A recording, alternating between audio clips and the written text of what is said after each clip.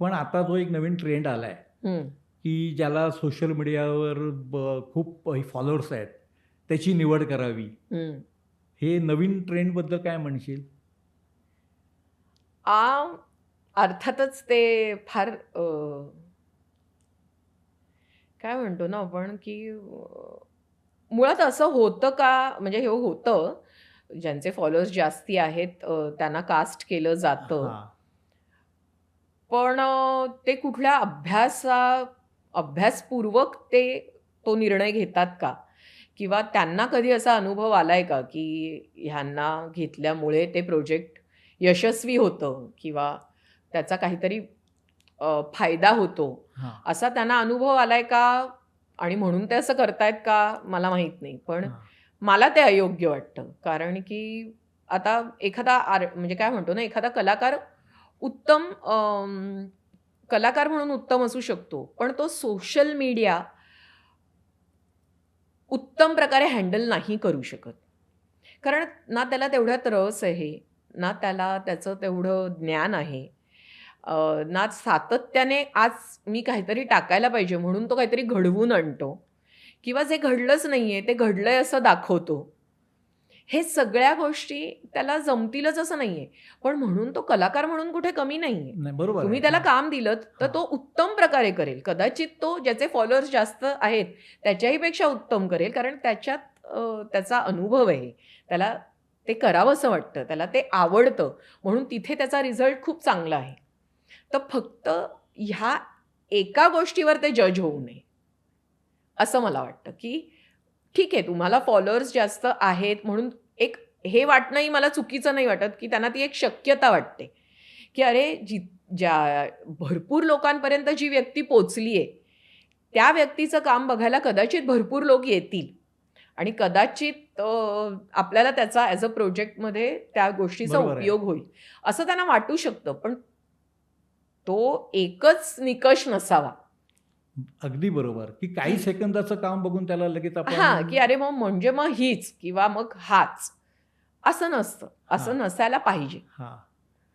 कारण मग तेच मग तर ठीक आहे ना, मग तुम्हाला तेच आणि तसं होऊनही गेले आता म्हणजे असं आहे की अ, सगळेच उत्तम काम करतात, खरं सांगायचं तर. स्पर्धा आहे ना. हां, स्पर्धा आहे आणि सगळं आजूबाजूचं म्हणजे मला असं नेहमी वाटतं, की पूर्वी कसं होतं ना, की थोडेच लोक थोड्याच लोकांना असं वाटायचं, की मला नाटकात काम करायचंय, मला ॲक्टिंग करायची आहे, मला आणि त्यांनाही फार कौतुकाने बघणारा आजूबाजूचा सगळा काय म्हणतो ना, आजूबाजूचं कुटुंब, आजूबाजूची म्हणजे आपण जिथे शेजार हां. किंवा हां. शाळा हे प्रत्येकाला चांगलं मिळेलच असं नाहीये, ह्या गोष्टीचं कौतुक करण्यासारखं. बरोबर आहे. पण आता असं झालंय, की म्हणजे जो जन्माला येईल त्याला जवळ-जवळ ॲक्टिंग करायची आहे. म्हणजे कारण की सतत रील्स, सतत फिल्म्स, सतत गाणी, सतत काही ना काही घडत असल्यामुळे त्याचं प्रमाण प्रचंड वाढलंय आणि टॅलेंटची तर दिवसेंदिवस काय म्हणतो ना आपण, कमी नाहीच आहे. म्हणजे नाहीये. मला असं वाटतं वाईट काम जवळ कोणी अभावानेच करतात म्हणजे.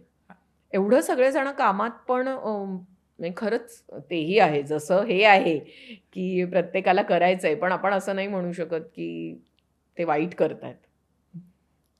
म्हणजे ते करतायतही चांगलं, तर हां. मग आता काय करावं? हा प्रश्न आहे, की म्हणजे ते फक्त मला असं वाटतं, की ते खूप ऑर्गॅनिक असावं. म्हणजे 4 लोकांनी मला छान म्हणावं म्हणून मी ॲक्टिंग करायची आहे असं नसावं. करेक्ट. खरं आहे. किंवा असं नसावं, की मला कॅमेऱ्यात दिसायचंय, मला छान नटायचंय, मला हे करायचंय म्हणून मी नाटकात यावं, म्हणून मी सीरियलमध्ये यावं.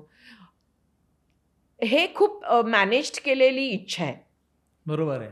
कारण त्याचा उद्देशच मुळात वेगळा आहे आणि नाटक म्हणजे अभिनयातच करायचंय ह्याची म्हणजे हे त्याचे काय म्हणतो ना आपण बाय प्रॉडक्ट्स आहेत, की चांगलं दिसणं, लोकांनी चांगलं म्हणणं किंवा ते होतं ओघाने, पण ते त्याची फार जबाबदारी आहे. त्याच्यासाठी आपल्याला खूप मेहनत घ्यावी लागेल आणि फक्त मला छान दिसणारीच भूमिका नाही करायची आहे. मला कदाचित त्याच्यासाठी फार कष्ट पण घ्यावे लागतील, हाल पण होतील, बोलणी पण खावी लागतील.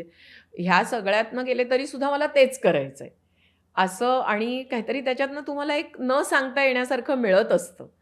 म्हणजे तुम्ही ते ठरवून केलेलं नसतं, की आम्ही हे आवडून घेईन आणि मला असं-असं करायचंय, मला पोर्ट्रे करायचंय स्वतःला, मला लोकांनी छान म्हणायला पाहिजे, लोकांनी ओळखायला पाहिजे म्हणून मी करीन. असं ते नसतं, जे ऑर्गॅनिक असतं ते. तर त्याच्यामुळे ते तेवढ्या सहजतेने म्हणजे ते मला पूर्वीचं फार आवडतं, की खूप कमी जणं आता पण खूप कमी म्हणजे आता काय आपण म्हणतो ना, की बरेच जणं बरेच कष्ट सोसून प्रायोगिक चालवतायत आणि अ, नाटकासाठी पण व्यावसायिकला पण कितीतरी कष्ट आहेत आणि कितीतरी पैसा त्यांना घालावा लागतो आणि खूप रिस्क ते घेतात. त्याच्यामुळे त्याही गोष्टी आहेतच. पण थोडंसं त्या म्हणजे ती खटपट पण असते. सगळं छान-छान आहे आणि तेवढाच पार्ट असं नाहीये.